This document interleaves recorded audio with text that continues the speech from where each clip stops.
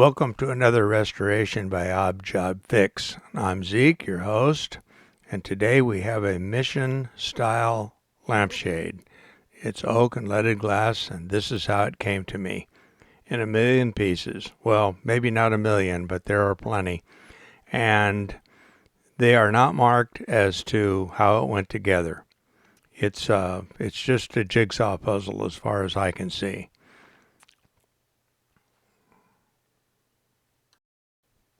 I'll just let the camera recording roll here a little bit so you can kind of take in what I've got to do here. Well, today I'm just as much of a loss as you are. Now this is just a quick preview of what I'm trying to do here. I counted the ends, or actually the panels, and there are 10. So if you square that, there's 100 different possibilities of how this goes together. So I've drawn a shape, not sure what you call it, a pentagon, but 10 times, 10 sides. So let me turn the camera down and I'll show you what I'm doing. Well, there it is, and I've got a band around it to hold it in place, no glue yet. So the next job is to fit these pieces that hold the top panels. And again, no one has any idea where they go, so it's trial and error. Another some 100 possibilities. So I'll work on that off camera because that's just a lot of slow work. It took a couple of 3 hours to figure out where the sides went, and I'm not sure that they're exactly where they were when it was initially made. Seems to me that the thing had been re-glued at least once, and there's a lot of spillage.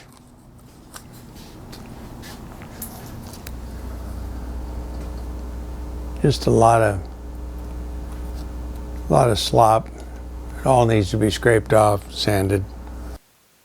Now here I'm going through the same process as I did the base ring. Again, there are 10 of these diagonal uprights that contain the triangular pieces, and they're not marked, so I'm just looking for clues as to how it went together. This is handmade, so some pieces fit better in some places than others, and it's just trial and error as I go. And then there's another set of little wedges that go on the top, and they're all different too. You'll probably notice some cheap chisels laying around, and I do keep some cheap chisels for scraping and digging out stuff. There's no reason for me to get the best stuff out because this glue is kind of hard on the edges, so just trying to remove all of this. I don't know what in the world it was. Some Gorilla Glue, maybe, some PVA. It's old, but it's not original because there was just way too much squeeze out. Again, I'm going to let the camera footage just roll along here. There's not much to say. It's just getting pieces like this. There's a little bit of a clue as to where that one goes. And I don't know if you noticed there, but there was about a 1/4 inch of glue between the joint, which was just obviously a very poor glue up, very, very bad workmanship, and it failed. So that's the biggest problem. It may have been put together by someone at some point, but it obviously didn't last, so it's going to have to be reconfigured to find the best place for each of these pieces, and if I can't find exactly where it came from, I'm going to have to make it work. Now some of these are going to fit pretty well, and I think you're going to see here in the next minute or so as I try to tap this in, that it just isn't right. Tap, tap, tap. It seats at the bottom. It's just, that's not the one that goes there. So let's try another place for that. And that's just how this goes. It's just a little bit of this, a little bit of that. When you count the fact that some of the triangles, well, only a couple of them actually had glue joints that existed. Some of the squares, there were 3 or 4 of them that were complete. But when you add up some of the bottoms and the top stretchers that were loose, it's even more than 100 possibilities of both rings, the triangular ring and the base ring, to be put together. I couldn't tell you how many possibilities or how long this took. It was quite a long time. So this has been shortened up a lot.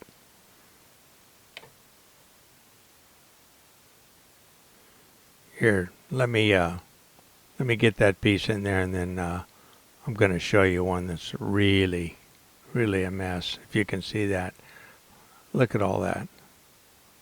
It's just I can't even tell you how bad that is. But it's all got to come out again. Just a cheap chisel, and fortunately, this stuff is breaking away fairly easily. I wish it was a hide glue. I could have just warmed it up with some warm water and vinegar and dissolved it all, and that would have been great. But it was something other than that. But it's brittle enough, a little gummy, but brittle enough that I can get it off using that poor chisel there. Why, I'm glad I don't have to use that thing on good wood. I'm just going to show you one more piece here, that really ugly one that I cleaned up a little bit, and I think it'll go into place. Well, as I mentioned, this is too tedious to film the assembly. So I've got it assembled. It's all dry fit, and I'm reluctant to take it apart to glue it up. So I think I'm going to drizzle glue into the joints. Let's take a look. See, I weighted it down. I wanted to see if it was pretty square to the base. That's probably about 20 pounds.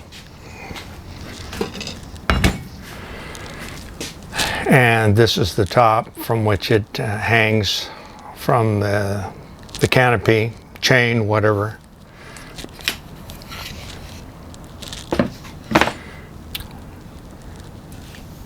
So I'm going to be able to spread this out just a little bit and get some glue down to these various joints here.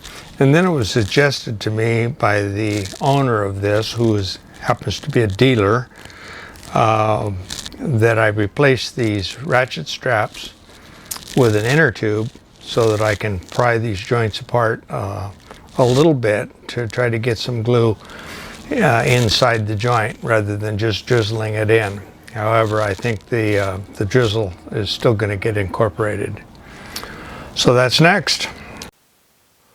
Now I found that I didn't have to put the inner tube around the base of the thing in order to spread the tops. They would open up a little bit, and enough for me to wiggle one of these things out, get some hide glue down into the, what they actually are little mortise and tenons on an angle there. So I've got a couple of sides there of the tenon, and then there's the mortise in these those vertical runners. So one by one, I can just go around and do those. There's only one or two that had a glue joint that is still attached, and I could still pry it open and get some glue down in there. So that's really the best way to do that, if you can get glue down in there rather than just drizzling it in there, as I had sort of planned on doing.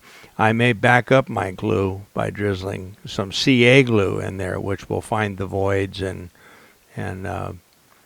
make it even tighter. So this is one way to lift one of those things out. I've got the glue sitting on a coffee cup warmer. Keeps it about 140 degrees, which is exactly what animal glue likes to be. It can be a little cooler. It just doesn't want to be any hotter. It starts to break down the proteins, and then it's not as good. So as long as you can work with it. And the nice thing is that any squeeze out is easily wiped up while it's still wet with water, or when it's dry, you can still wipe it up with a little bit of warm water, possibly a little vinegar in it. So kind of clean as you go, and there won't be any glue marks when the stain is applied. So one by one, just going around the thing here, just kind of taking up your time. Sorry about that, but that's the nature of this beast. Let's let the camera roll for a little bit.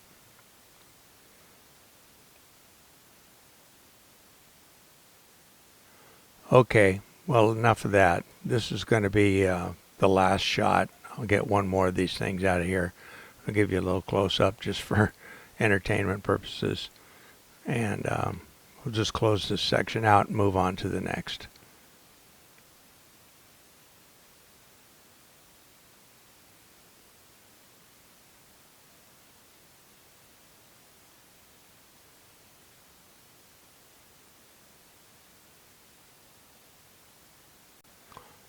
All right, the top is all glued up, and I'm going to go ahead and weight it down again and leave it overnight. I'm going to put that aluminum foil there. I could use saran wrap, I could use packing tape. It doesn't make any difference. I just don't want to glue the top to the rest of the thing just yet.